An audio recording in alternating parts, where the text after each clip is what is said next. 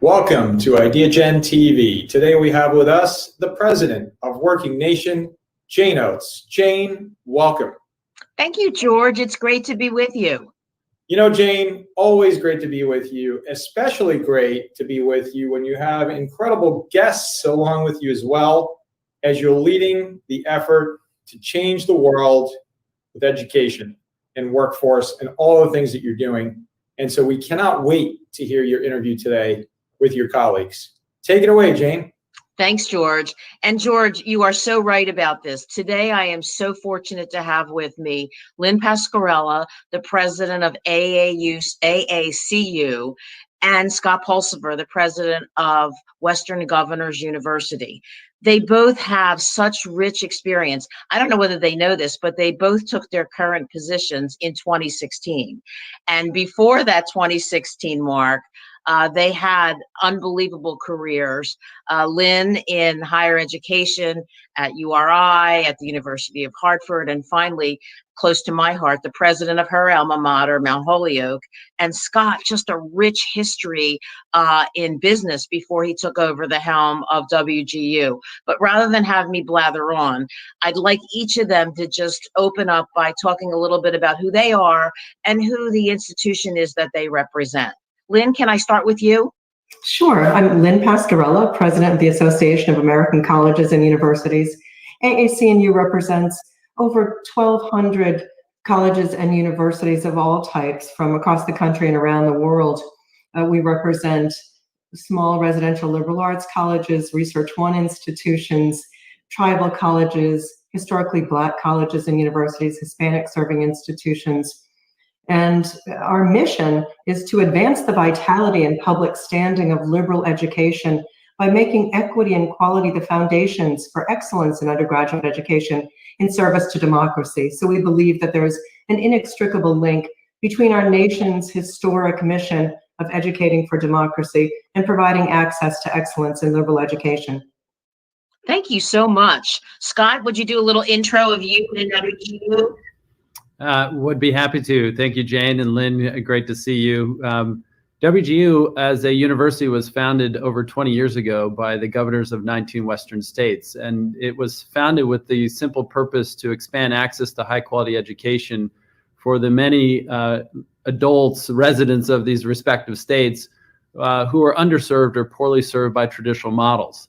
And it was a focus that was specifically trying to also rethink how education can be designed around the student and increase the flexibility that these individuals need to have in terms of both the approach, the affordability, the alignment with the opportunities and work that they wanted to pursue, jobs they wanted to pursue.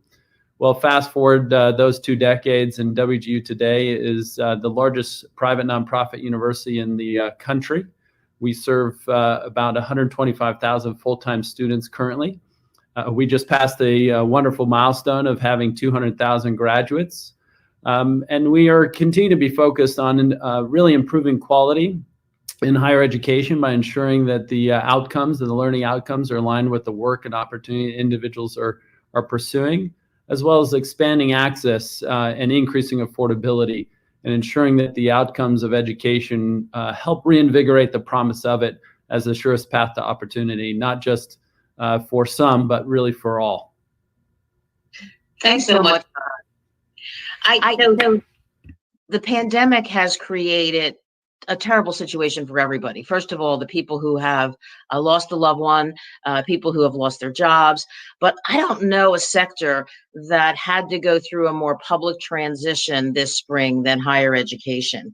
And Lynn, I just want to go back to you for a second and say, do you have some ideas that you could share with the viewers that your institutions went through this spring, a little bit of what happened when they had to transition so quickly to remote learning? Yeah, while colleges and universities across the country demonstrated remarkable resilience in the transition to online and remote learning, in the process, there was heightened awareness brought to the food and shelter insecurities experienced by so many students at all types of institutions. The expansiveness of the digital divide was simultaneously unveiled as students without access to computers or high-speed internet struggle or were struggling with limited data plans began lining up for college-supplied electronic devices and filling digital parking lots designed to facilitate course delivery.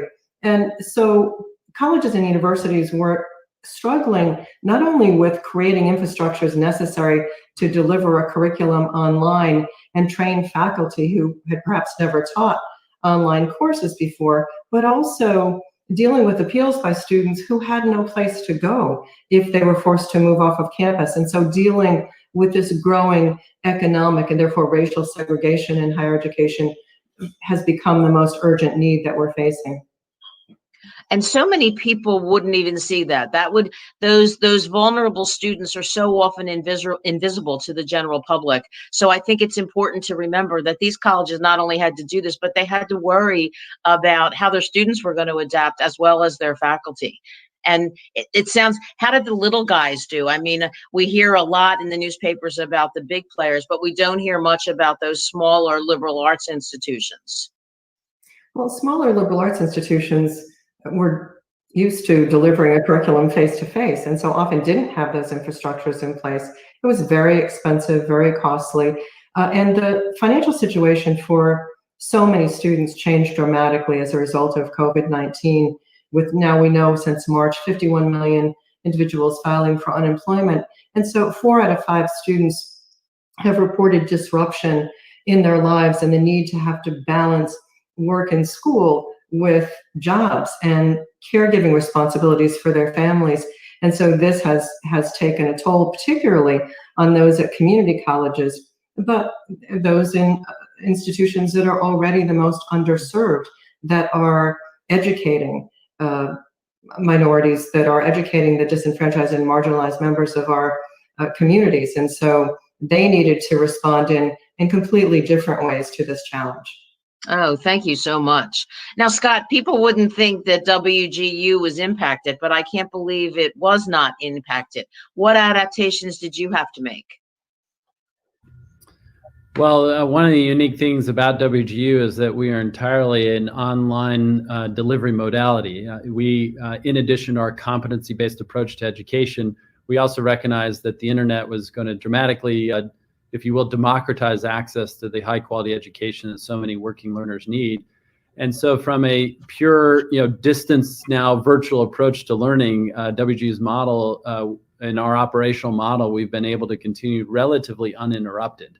But that doesn't mean that our individual students weren't experiencing a wide range of disruptions to their respective lives. And so we've partnered quite closely with a variety of different sector partners across the domains and the states in which we operate, and we recognize that even our own students are subject to the many economic and job disruptions that are a function of the pandemic, or at least induced by the pandemic. To date, we've dispersed over $4 million in aid to those who've been particularly impacted for non-tuition related expenses so that they can continue their progress in their learning. We've also partnered in community outreach ways, like with the Navajo Nation, where we're specifically addressing a range of needs in communities, including raising funds to address COVID-related needs in the hard-hit communities. We're also partnering with the Global Online Academy, and where we're really applying and helping other institutions scale the expertise or leverage our expertise in scaling their digital and online delivery models. What we do know is that something I'd come back to where Lynn started is that this digital divide is very much amplified now in the new world in which we're operating, that is surely virtual, either a hybrid or a 100% online model. And we recognize that addressing this digital divide is paramount in our current context, as we need to ensure that education as the surest path to opportunity, this is one of the most vital things that individuals need, and to have it disrupted by the pandemic, solving this problem is truly paramount. And so we look forward to the opportunity to continue to partner with like organizations and mission-driven partners out there to ensure that access to education remains one of the most highest priorities in terms of advancing individuals and families. I want to go back, Scott, to a word you said before, and that's quality. Knowing the two of you as I do, I know you're both committed to quality. But how are colleges now working to ensure that they've maintained quality, whether they're going full-time remote, whether their enrollment is up or down, whether they're hybrid, or whether they're in person? What are the kinds of things either that you're doing or you're seeing others do to make sure that that quality remains job one? Either one of you take a stab at that. Well, maybe just let me start, and then I'll turn it to Lynn. Even before the modality of online, one of the key things is ensuring that the learning outcomes of the curriculum, the courses, the programs of study that individuals are in, that it has to be directly relevant to the opportunities they're pursuing. We also have to ensure that the student experience is increasingly designed for the wide variety of learners and the approaches they take, and the faculty engagement that's necessary, et cetera. And as we advance to online, now I would say it this way, which is institutions and even faculty members have to figure out how to take full advantage of all the capabilities that an online delivery model affords. It allows for greater personalization of the learning, that the time and the length of that time, or the focused topical areas that students need, that faculty need to be figuring out how to adapt to those unique needs, rather than only figuring out how to Zoom broadcast the lecture. We also need to think about ensuring that we leverage online ways in which students can not only interact with their faculty, but also peers. How do we increase the relevancy and the quality of the content that they're consuming that becomes more directly relevant to the learning outcomes they're going to be assessed on?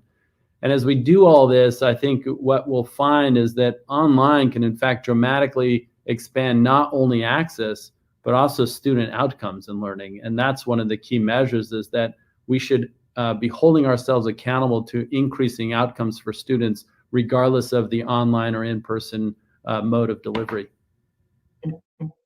I couldn't agree more. We need to pay attention to what we know about how students learn, and to leverage technologies in ways that promote student success. And we know that practice followed by immediate feedback increases learning for students. And so now we can use technology in ways that promote that kind of feedback through having students be engaged in the classroom in small group discussions, using breakout rooms, but also to have professors flip the classroom to make sure that the lecture portion of the class is delivered outside of class. And then when students are getting together online, that they are engaged in authentic learning, that they're exercising agency, that they're engaged in high impact practices. So we need to rethink the balance between work that's done outside of the classroom and how work done in the class is being allocated. In addition, in assessing students, we have to take into account research done by scholars like Sia Verschelden, who talks about the ways in which cognitive bandwidth is reduced as a result of food and shelter insecurity, racism, sexism, other stresses in life. And COVID-19 and financial insecurity have created huge stressors right now for our students. And so when we assess them, we need to provide them with multiple opportunities to take the feedback we give them and to improve their performance, not engage in high stakes testing as we have in the past. Lynn, so many people anecdotally have had really negative experiences because of the quick turnaround to remote learning. I don't think many colleges, unlike WGU, who already is at the top of their game in terms of online instruction, but many people have complained that the instruction wasn't the quality they wanted. The instruction wasn't available because they didn't have what you both referred to, access to internet. But what do you think moving forward we have to do, number one, to make sure that every college has the opportunity to learn how to provide quality online instruction, and number two, the public has some faith in the quality in online? Well, I think first and foremost, we need to train faculty to deliver a curriculum remotely. And it's not just videotaping lectures, but it is engaging students every step of the way. We know that traditionally online courses have an abysmal retention rate. And part of that is that students need to feel as if they are engaged in their learning, that they are being proactive, and they need feedback. And so now more than ever, we need to ensure that faculty, staff, administrators, and peers are working together to consistently reach out to students, especially those at risk of dropping out because of other pressures in their lives. So it's this intensive engagement and counseling that needs to take place as we are delivering a curriculum. Scott, are you tutoring for all these other colleges? You know, there is some of that for sure going on. I think that if you will, the first iteration of the online delivery for many institutions was in many ways a life raft. It was just trying to figure out, how did we do what we were doing before? How do we just simply do that online? And I think what we have to recognize is that the online virtual way of doing things can actually significantly advance personalization of learning in a way that the classroom couldn't. If you think of a traditional classroom model, whether it's K-12 or post-secondary, you have a lot of individuals grouped together consuming things in a standard pace, at a standard delivery, in a standard engagement, et cetera. And in an online world, so much of that can now start to adapt and vary to the individual paces, the individual learning, the prior experience or knowledge that individuals bring to the table. And we have to recognize that that will impact how content is developed. It can go beyond much more beyond the YouTube lecture, which may not be good as an in-person lecture, but when that content can combine with immersive experiences and gamified kind of learning models with sufficient knowledge checks, or even to a broader extent, the long-term would be like virtual reality, augmented reality. But more importantly, it can also change the faculty-student interaction. And this is one of the unique things at WGU, is that we leveraged online in a way to create more of a individualized or one-to-one relationship between a teacher and a student that allows almost like, if you will, 24/7 office hours for faculty, so that students are now getting the direct instruction that's relevant to the topic that they need attention and focus on, to the time and attention they require, et cetera. That changes the nature of how teaching and instruction can occur. And the last thing I would say is that the time is now oriented around the student who's consuming it rather than the faculty who's delivering it. And so the internet does bend that time dimension towards the student, that now I can consume and engage in my learning when I'm able to, or when I need to, et cetera, given other demands of my time, et cetera. And so there are ways to personalize learning that in doing so, it can dramatically increase the probability that every type of learner can be successful. Scott, I want to stop you there for a second, because you made some allusions to some of the things that I think would point to your measurement of student success. And quite frankly, your incredible success. 200,000 alums is a pretty big number. But you talked about counseling, which I totally understand. But for the people who are watching, you alluded to things like prior experience and using their prior experience. Could you dig down a little bit in that? Because I know one of the impressive things is your time to degree. So would you talk a little bit about what you mean by respecting their prior experience? Yeah, as you well know, is the most traditional measurement of learning is time in post-secondary education in particular, where we have the idea of a credit hour. And that means that seat time, the amount of time you're in a lecture or in a course engaging with instructors versus the amount of time you're spending studying. Like, that measurement as one of quality is imperfect at best. And I think what we recognize is that it's really about holding the standards for learning constant and letting the time vary. To do so, it recognizes that individuals come to the learning with prior experience, prior knowledge, or even just a propensity to learn certain subjects more effectively than others, or at different paces than others. And so we allow the individual engagement in that learning to be flexible and adapt to what individuals can do. And so it's more about ensuring that everyone, regardless of pace, regardless of even path, meaning that the sequencing of courses, things like that, that those can adjust so that everyone has a pathway to achieving the same standards of learning.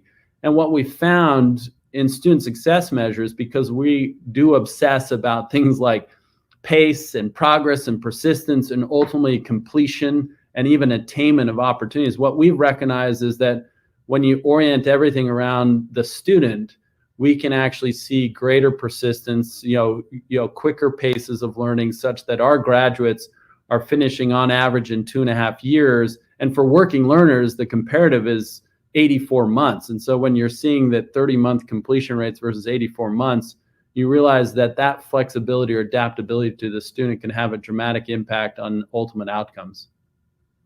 Well, absolutely. So who's going to sign up for 84 months?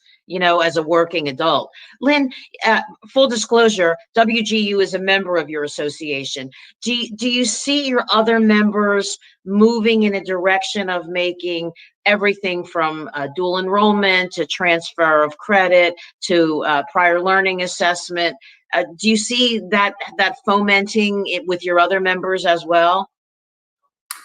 It really varies. Some are more quick to respond to the current situation than others.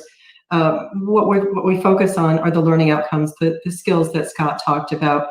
We do a series of employer surveys, and we know that both CEOs and hiring managers are looking for the capacity for students to effectively communicate orally and in writing, to engage in critical and analytical problem solving, to be able to work in diverse teams and to speak across differences.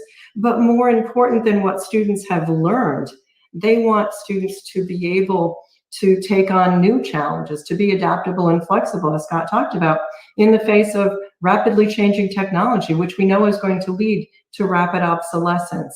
And so this is the kind of educational curriculum that we need to deliver. And we need to take advantage of the most vibrant vectors for delivering that curriculum.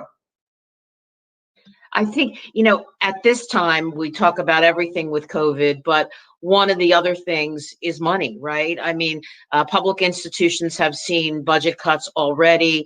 Private institutions and public have seen their endowments shrink, and many of them a reduction in tuition dollars.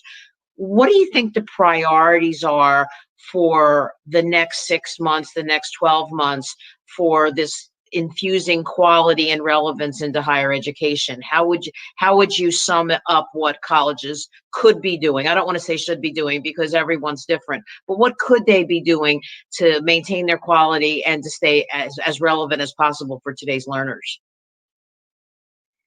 From our it's continuing to invest in liberal education. There's a temptation during these moments of crisis to employ short-term tactics to respond to the crisis, as opposed to engaging in long-term strategic investment.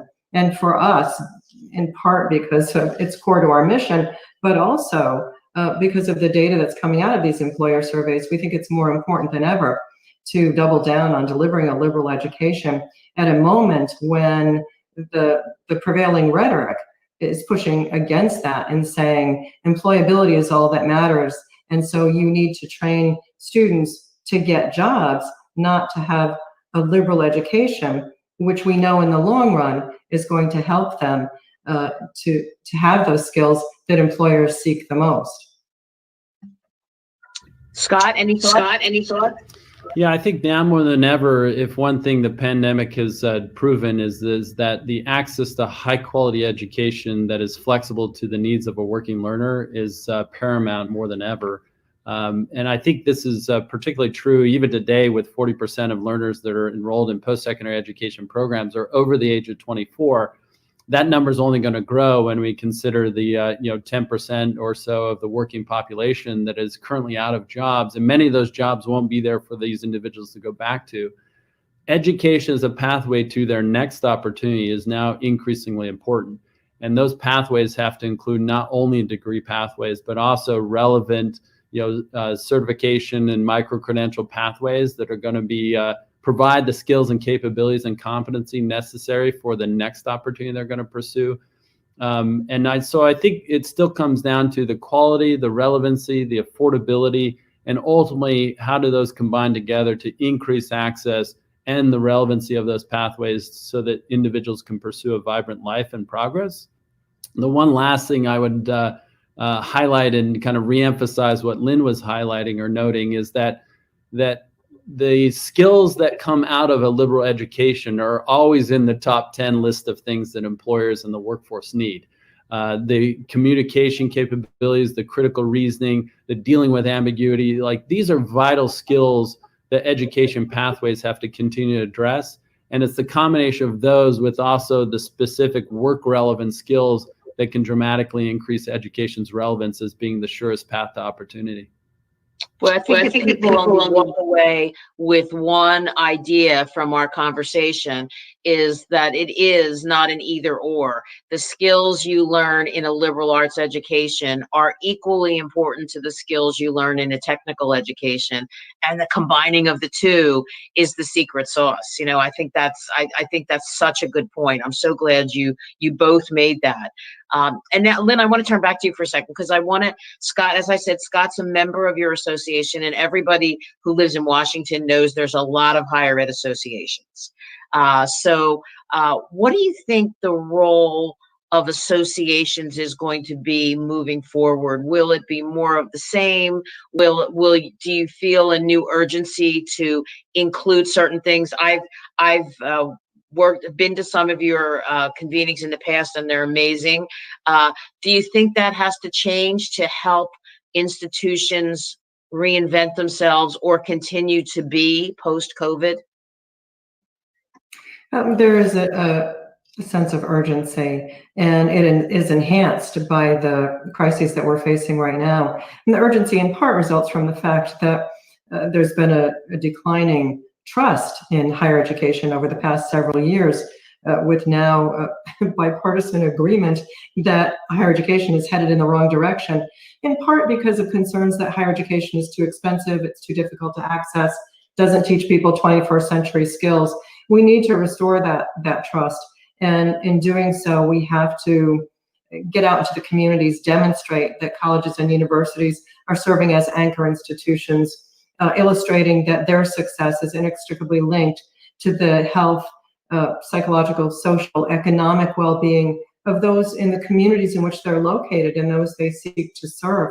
We need to provide broader access, but beyond that, we need to do everything we can to promote student success.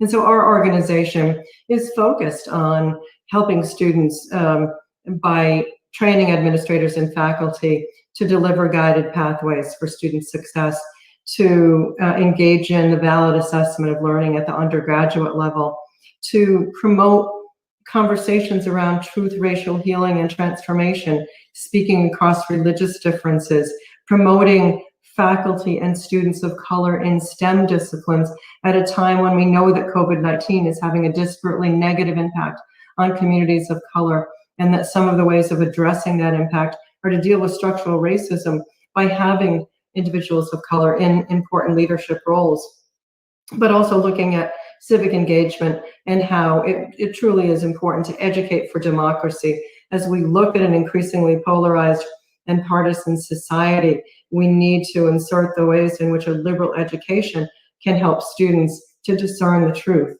in what is an ostensibly post-truth era. Well, the best thing I learned in liberal arts education, although I was a teacher, but the best thing I learned was how to debate and how to speak with people of differing opinions with respect. And boy, let's bring that back. Yeah. Scott, let's go back to the association thing for a second. You have lots of choices with your dollars to join one association or another. So flipping the question that I asked Lynn, what are you going to expect differently from the associations that are privileged to have a WGU as a member? Yeah, I think in broad sense, we are aligned with institutions and associations that share our fundamental belief and mission. And that, that core belief is that in the inherent worth of every individual. And if given the opportunity, everyone has something big to contribute. And the mission-driven nature of that is really fundamentally about creating pathways to opportunity and our effort to reinvigorate the promise of education as the surest path to it. But to do so, that means that promise has to be real for everyone, not just the privileged. And so I think we have to recognize is that the priorities that we see now and have always been there, but the pandemic arguably has accelerated or amplified the effort to realize these things, is we have to rethink about how the quality and the design and the relevancy of the curriculum ensures that it is well aligned with the future of workforce or the future of work. We also have to think about, you do have to address the affordability and the crisis of affordability. We have to figure out ways by which not only degrees, that cost upwards of $90,000 plus now in the US, we have to think about addressing affordability so that everyone has an option to pursue an educational pathway, not just for their first opportunity, but also their next opportunity. We absolutely also have to think about equity, not just in enrollment, but equity really in attainment, that regardless of background, regardless of income level, regardless of race, ethnicity, etc., that each individual has an equal probability of outcome and attainment. And I think the way that we do that is really leveraging technology, leveraging the design of curriculum to better align with outcomes, leveraging the design of a student experience to adapt to the individual learner, such that every individual has that equal probability of the attainment. That is how the promise becomes real for everyone. And so those associations and like-minded institutions where we share those things, like, we're going to see an acceleration of the effort during this kind of pandemic catalyzed time period that we're currently living in. Boy, those are such important words, and everybody listening to this now knows what I knew coming into this, what great leadership we have in both of you. So I'm going to ask a final question, because newspaper reporters love talking about the demise of institutions and the fact that post-pandemic, we're going to see a lot more institutions close. We've already seen too many close and merge in the past 5 years.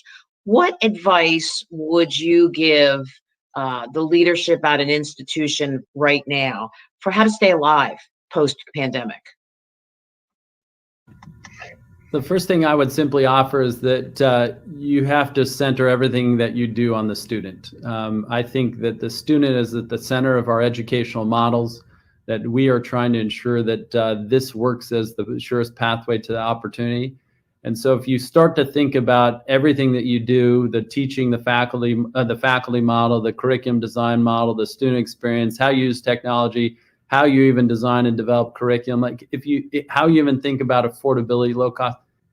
The advice I would give is truly put the student at the center of everything you do, and it will start to spur innovation for your institution's future that will start to dramatically increase the possibility of long-term viability and long-term success and impact. So that's what I would suggest. Thanks, Scott. Lynn, some words of wisdom? Well, I agree with Scott, and there are many opportunities for alternative sources of revenue that are built around student success. But I was president of a college that was part of the 5-college consortium, and so much of our success was dependent upon collaboration between Mount Holyoke and Smith, and among these colleges, Mount Holyoke, Smith, Amherst, UMass, and Hampshire, radically different types of institutions with different students, and yet grounded in that shared mission of knowledge generation and research and promoting liberal education and student success. And so I think now, more than ever, there's an opportunity for colleges and universities of all types to collaborate, to find ways to save resources around campus safety, around IT, exchange faculty and students if you can't continue to offer the programs that you've offered in the past, but to work together to be able to provide a rich curriculum and a rich and diverse student experience for students at all types of institutions. Such wonderful advice from both of you. Thank you. And I can't thank you enough. I could talk to you for the rest of the day and into tomorrow. I want to be respectful of your time, but really thank you so much for agreeing to do this. I think that Ideagen reaches people that aren't usually privileged to hear the conversation that we had today. And I am sure, unfortunately, it will lead to a lot more work for both of you, because now everyone knows your names and they'll be reaching out to you. Thanks so much for joining me. It was a wonderful, wonderful conversation. Thank you. Thank you.